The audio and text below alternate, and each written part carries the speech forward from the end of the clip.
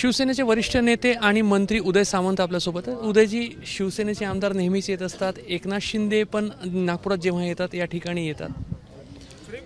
आम्ही ज्या विचारांना प्रेरित होऊन काम करतो, ज्यांच्या विचारांचा वारसा माननीय एकनाथ शिंदे साहेबांच्या नेतृत्वाखाली पुढे नेतोय, तो विचार म्हणजे हिंदू हृदय सम्राट वंदनीय बाळासाहेबांचा विचार. आणि त्यांचा विचार देखील या संपूर्ण परिसरातनं आम्हाला मिळत असतो. इथला विचार आम्ही कायमस्वरूपी पुढे नेत असतो.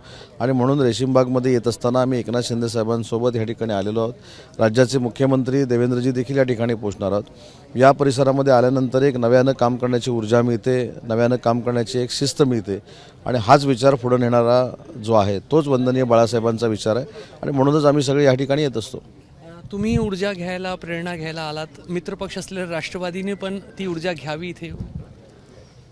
याबाबत माझं म्हणणं असं आहे की कुठच्या पक्षाची भूमिका काय असावी, त्यांचं ध्येय धोरण काय असावे ते ठरवत असतात. आमचा विचारच हा आहे, वंदनीय बाळासाहेबांचाच विचार आहे. आणि बाळासाहेबांचा विचार पुढे नेत असताना आम्ही धर्मवीर आनंद दिघेंना देखील हा विचार पुढे नेताना बघितलेला आहे. आणि त्यांच्याच विचारानं प्रेरित होऊन काम करत असताना या परिसरामध्ये जर आम्ही आलो नाही तर ते दुर्दैव ठरेल. आणि म्हणून माननीय एकनाथ शिंदेसाहेब अनेक वेळा ह्या ठिकाणी आलेले आहेत, अनेक वेळा ह्या ठिकाणी येत असतात.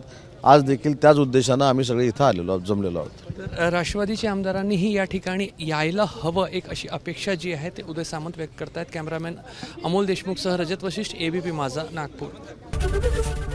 ABP माझा, उघडा डोळे बघा नीट.